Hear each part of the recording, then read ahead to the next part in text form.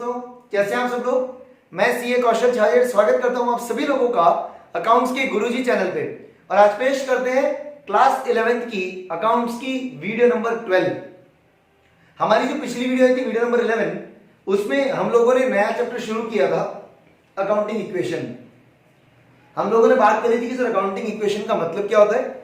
वहां मैंने आपको बताया कि अकाउंटिंग इक्वेशन एक मैथमेटिकल एक्सप्रेशन है जो ये बताता है कि total of assets is equals to total of liabilities. Assets की टोटल लायबिलिटीज के बराबर होगी। उसमें हमने ये भी देखा कि सर लायबिलिटीज में दोनों आ जाती है, कैपिटल और अदर लायबिलिटीज। तो assets is equals to capital plus liabilities.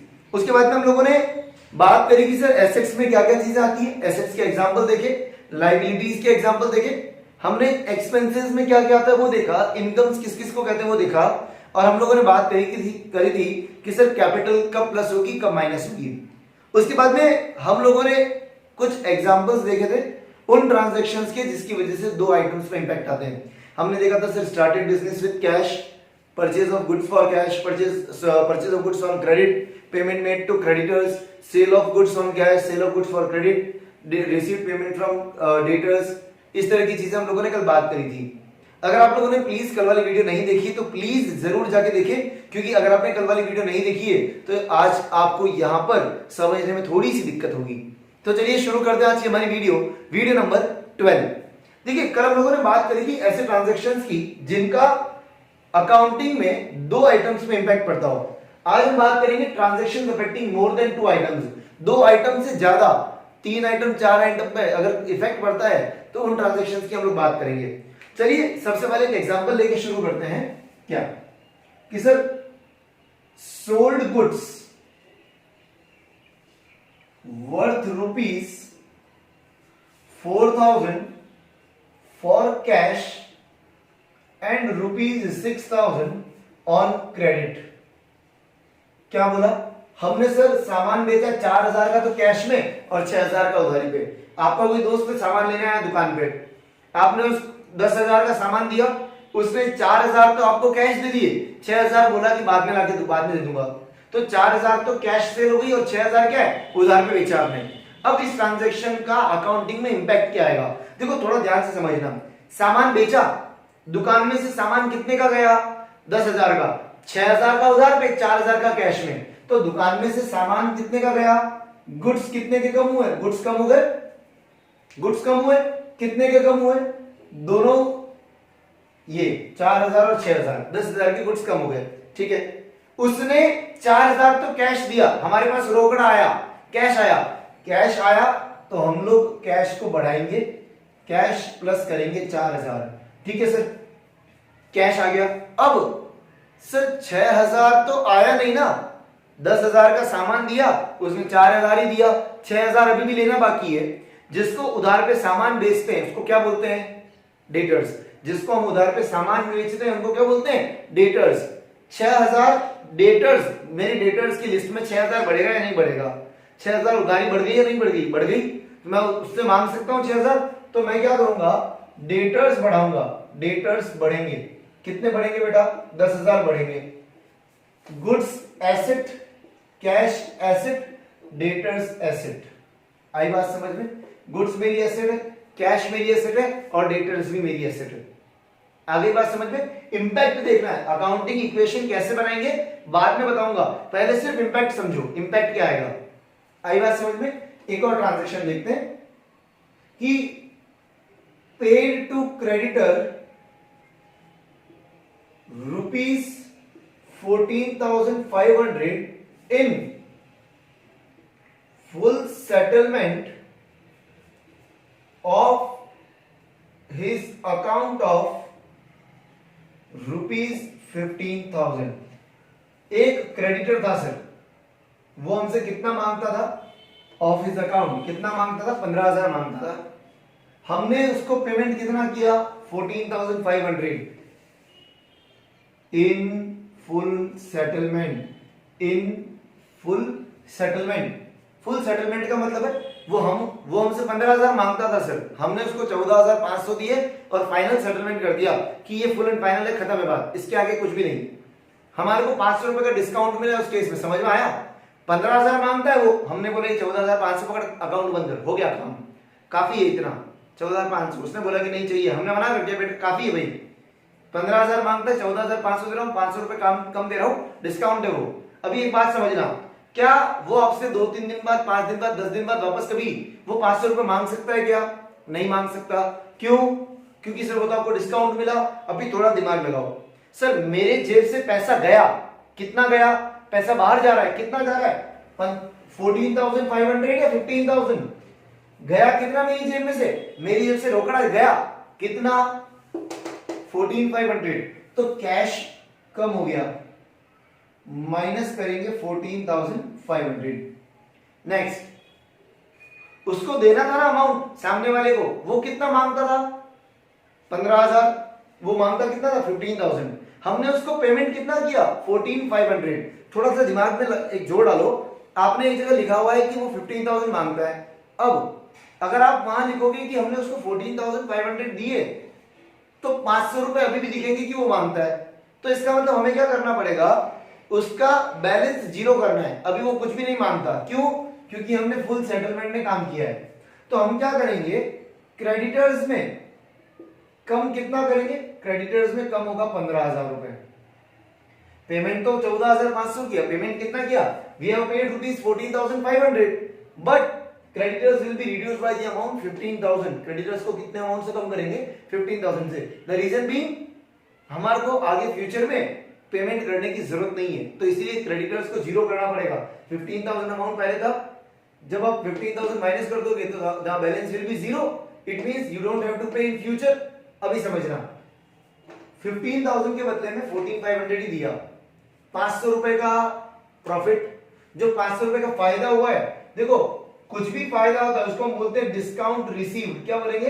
Discount received. फायदा है ना, इनकम है अपनी, तो इनकम की वजह से कैपिटल बढ़ती है, तो कैपिटल में ऐड करेंगे कितना? 500 रुपीज। आया समझ में? 500 रुपए मुनाफा हुआ, प्रॉफिट हुआ, इनकम हुई। ये 500 रुपए की जो इनकम है रिकॉर्ड करनी पड़ेगी। ये जो 500 रुपए रिकॉर्ड करूंगा कहां पर? प्रॉफिट है, मेरी इनकम है, तो कैपिटल बढ़ जाएगी कितने से? 500 से। आगे बात समझ में? ये मेरी एसेट, ये मेरी एसेट, और ये मेरा कैपिटल वाला पार्ट। आया समझ में? एक बार ये दोनों केस फटाफट नोट डाउन करो। हम लोग अब सीखेंगे अकाउंटिंग इक्वेशन बनाते कैसे हैं। अभी तक हम लोगों ने सिर्फ इफेक्ट देखे, अब हम लोग सीखेंगे अकाउंटिंग इक्वेशन कैसे बनाते हैं। ठीक है, एक बार पहले ये नोट डाउन करिए, आगे अपन बात करते हैं। फर्स्ट देखिए, अब हम लोग बात करते हैं, क्वेश्चन लेते हैं कि क्वेश्चन में क्या बोला है। Prepare an accounting equation for the following transactions. आपको अकाउंटिंग इक्वेशन बनानी है। 4 ट्रांजैक्शन दे रखे। Started business with cash 1 lakh rupees, business start किया।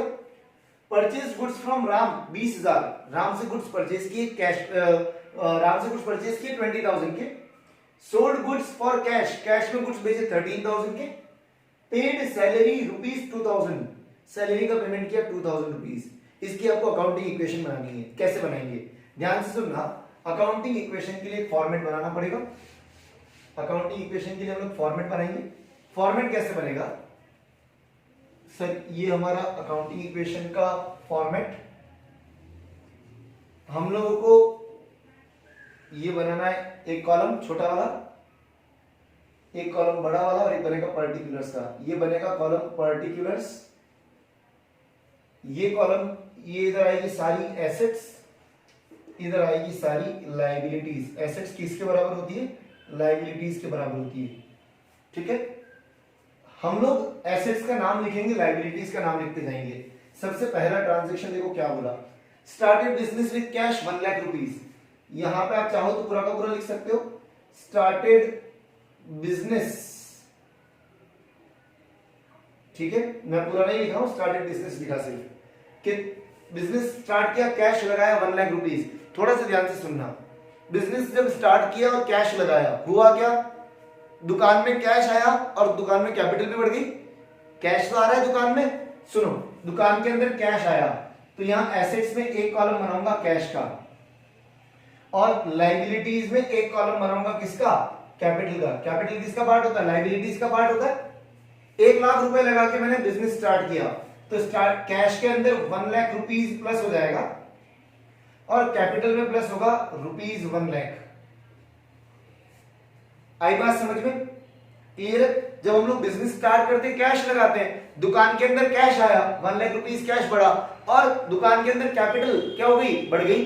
दुकान के लिए कैपिटल क्या है, लायबिलिटीज। बिजनेस के लिए कैपिटल बढ़ गई कि बिजनेस को पेमेंट करना बाकी है। ये हमारी पहली इक्वेशन। देखो 1 lakh is equal to 1 lakh, बराबर चल रहा है। Next second, purchase goods from Ram 20,000, Ram से खरीदा। देखो जब भी सिर्फ नाम आ जाए कि सर राम से खरीदा, ये नहीं बोला कैश में या किसी में, केवल बोला राम से खरीदा है, तो नाम याद इसलिए रखा क्योंकि उधार में खरीदा होगा। तो हम लोगों ने जो राम से उधार में गुड्स खरीदे, उसके लिए हम लोगों को यहाँ पे एंट्री करनी पड़ेगी। देखिए परचेज्ड गुड्स, ठीक है, फ्रॉम राम, राम से खरीदे सर, गुड्स खरीदे। देखो दिमाग लगाओ, मैं राम की दुकान पे गया, सामान खरीद कर आया, मेरे पास सामान आया और राम को पेमेंट करना बाकी है। देखो सामान आया तो गुड्स, एक कॉलम गुड्स का बन गया। पहली इक्वेशन में गुड्स नहीं थे इसलिए 0। सेकंड इक्वेशन में गुड्स बढ़ गए सर, कितने के बढ़ गए, दुकान के अंदर 20,000 के गुड्स बढ़ गए, और मुझे राम को पेमेंट करना बाकी है।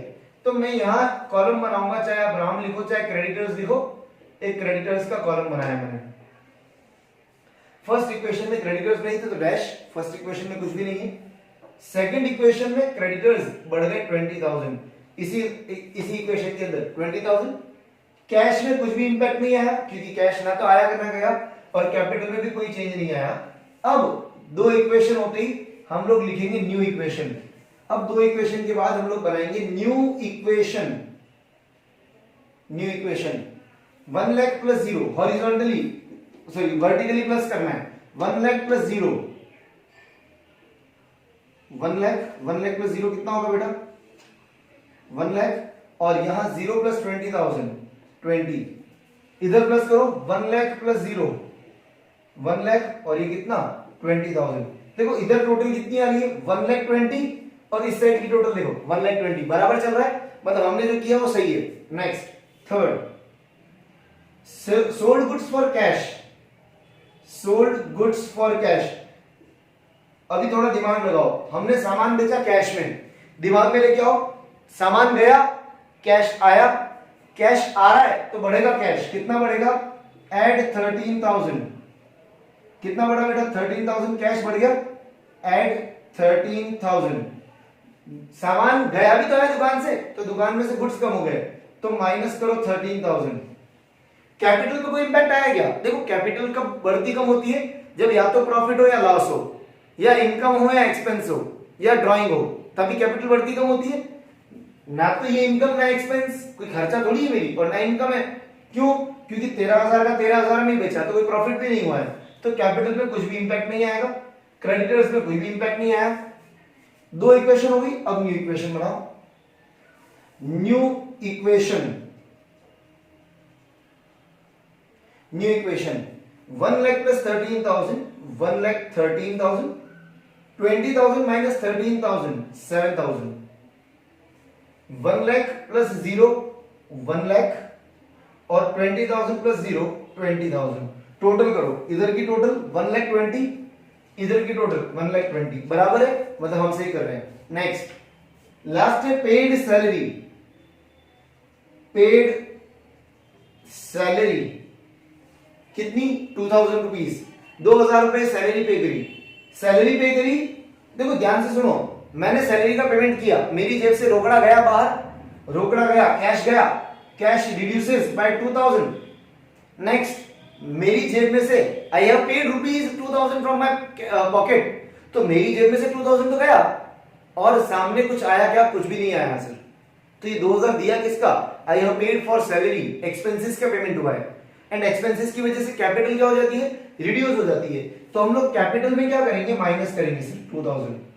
एक्सपेंसेस की वजह से कैपिटल कम होती है, मैंने आपको कल बताया था, एक्सपेंसेस और इनकम का इंपैक्ट कैपिटल पे जरूर आएगा। आई बात समझ में? अब हो गई सारी चीजें, अब लिखो फाइनल इक्वेशन।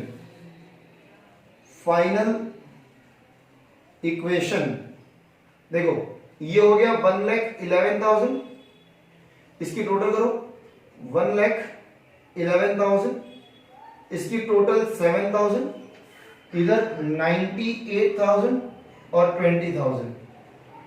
अब दोनों की टोटल बताओ कितनी आ रही है, इस साइड की टोटल और इस साइड की टोटल। इस साइड की टोटल आ रही है 1,18,000 और इस साइड की टोटल भी कितनी आ रही है 1,18,000। हेंस प्रूव कि एसेट्स किसके बराबर होगी, लायबिलिटीज के बराबर। आ गया सबको समझ में? बहुत इजी है ये। मतलब आपको करना क्या है, आपको केवल इफेक्ट देखना, इफेक्ट क्या होगा। हर एक ट्रांजैक्शन का इफेक्ट देखो, प्रॉपरली उस इफेक्ट को प्लस माइनस करते जाओ। आगे बात समझ में? एक बार फटाफट ये नोट डाउन करिए, आगे अपन बात करते हैं फास्ट। देखिए अब हम लोग बात करते हैं, एक और एग्जांपल लेते हैं। क्वेश्चन में बोला है कि show the accounting equation for the following transactions. First बोला है started business with cash ₹10,000। Second बोला है purchase good from Sohan for cash. For cash, cash में खरीदा, कितने का? 3,000 के गुड्स खरीदे। Sold goods to Rahul for ₹2,500 costing 2,000। 2,000 का सामान 2,500 में बेचा राहुल को। ठीक है, next withdrew 500 for personal use from business. ये क्या हो गई हमारे लिए? ड्राइंग्स हो गई। पर्सनल यूज के लिए पैसा निकाला बिजनेस में से, क्या कहेंगे उसको? ड्राइंग्स। और सैलरी आउटस्टैंडिंग 2,000, सैलरी बाकी अभी पे करना कितना? 2,000। हम लोगों को इसकी अकाउंटिंग इक्वेशन ड्रॉ करनी है। अकाउंटिंग इक्वेशन बनाएंगे, फॉर्मेट बनाओ फटाफट बेटा आप लोग। फास्ट नोटबुक में फॉर्मेट बनाइए, फॉर्मेट बनाइए बेटा फास्ट। यहां पे आएगी हमारी एसेट्स, यहां आएगी हमारी लाइबिलिटीज।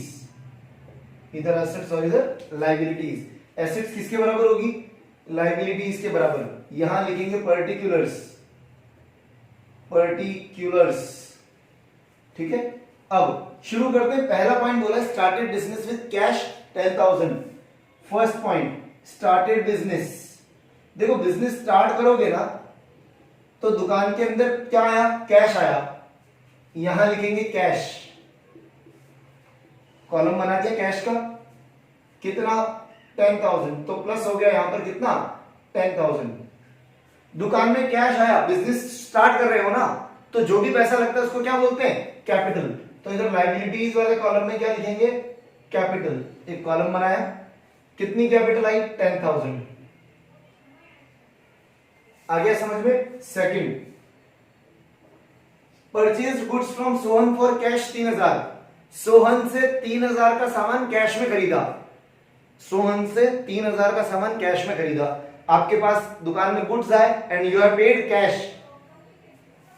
कैश पेमेंट किया, लिखेंगे यहां पे purchased goods.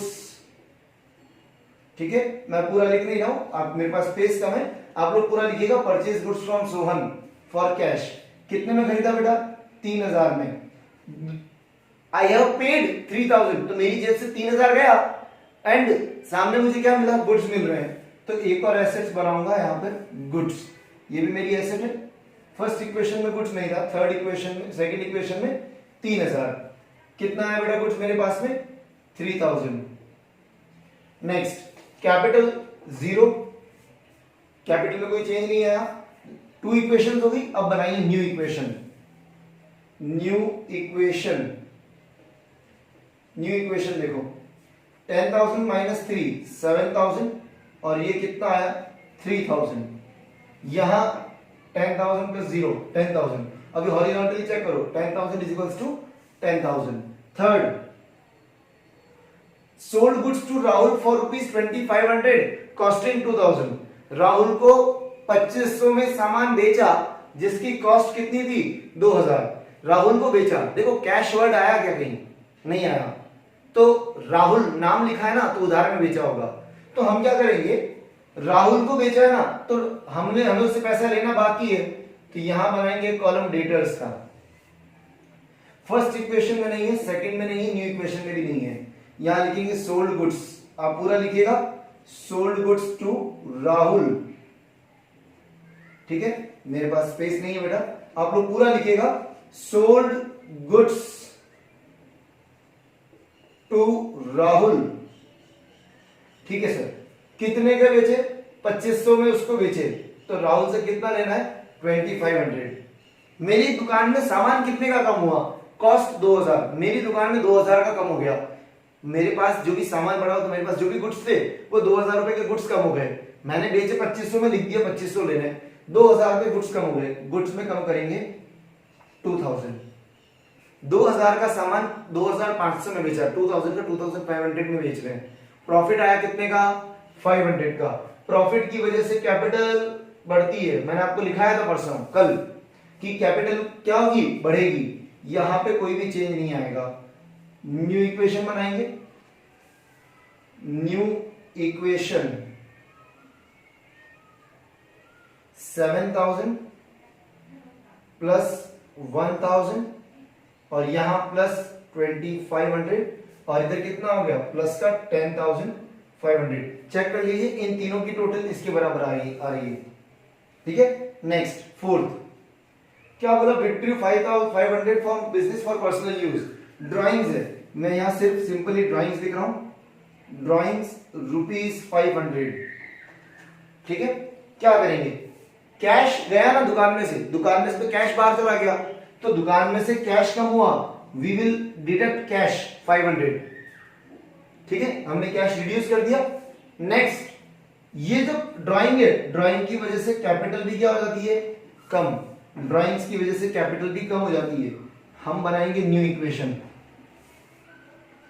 New equation 6500 plus 1000 और ये 2500 और ये आएगा 10000। आप चेक कर लीजिए, इन तीनों की टोटल इसके बराबर है, ठीक है। नेक्स्ट लास्ट बोला है सैलरी आउटस्टैंडिंग, सैलरी आउटस्टैंडिंग कितनी है, 2000 रुपए। आउटस्टैंडिंग मतलब पेमेंट करना बाकी है, सैलरी का 2000 रुपीज पेमेंट करना बाकी है, पेमेंट बाकी है मतलब करना तो पड़ेगा, तो सैलरी आउटस्टैंडिंग मेरे लिए लाइबिलिटी हो गई, तो यहां लिखूंगा आउटस्टैंडिंग सैलरी, शॉर्ट में मैंने आउटस्टैंडिंग लिखा सैलरी। देखिए अभी तक कहीं सैलरी आउटस्टैंडिंग नहीं थी, तो अभी तक तो जीरो डैश। इस इक्वेशन में बोला कि 2000 रुपए पेमेंट करना बाकी है, ठीक है, तो मैंने लाइबिलिटी भी बना दी 2000 रुपए। मेरी दुकान से कैश गया नहीं गया, पेमेंट करना बाकी लिख दिया। किस चीज का पेमेंट करना बाकी है, सैलरी, और सैलरी क्या होता है हमारे लिए, एक्सपेंस, तो खर्चा है ना, तो खर्चा इधर माइनस करेंगे, कैपिटल में से 2000 माइनस करेंगे, मेरा एक्सपेंस है सैलरी, पेमेंट करना बाकी है इसलिए इधर माइनस किया, और आउटस्टैंडिंग है, पेमेंट करना बाकी है, लाइबिलिटी है, इसलिए यहां पे क्या किया, प्लस किया। आई बात समझ में, पेमेंट करना बाकी, लाइबिलिटी बढ़ रही है इसलिए प्लस किया, और यहां मेरा खर्चा है, मेरी कैपिटल कम हो जाएगी, एक्सपेंस है मेरा, तो इसलिए मैंने इसको क्या किया, माइनस। बाकी कहीं पे कोई भी इंपैक्ट नहीं आया। अब लास्ट में लिखेंगे फाइनल इक्वेशन, फाइनल इक्वेशन, बेटा मेरे पास स्पेस नहीं है, फाइनल इक्वेशन देखो, यहां आया 6500, इधर आएगा 1000, यहां कितना आया 2500, इधर देखो 8000 और ये हुआ 2000। टोटल करो दोनों साइड की, इस साइड की टोटल आप कैलकुलेट करेंगे कितनी आएगी 10000 और इधर की टोटल भी कितनी 10000, तो एसेट किसके बराबर होगी, लायबिलिटी इसके बराबर। आया समझ में, क्लियर। एक बार फटाफट पॉज करके नोट डाउन करो, आगे बात करते हैं अपन फास्ट।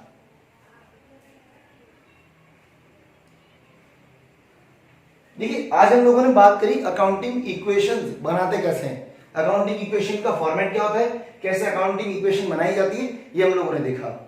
आप लोग अगर ये जो हम लोगों ने वीडियो बनाई है,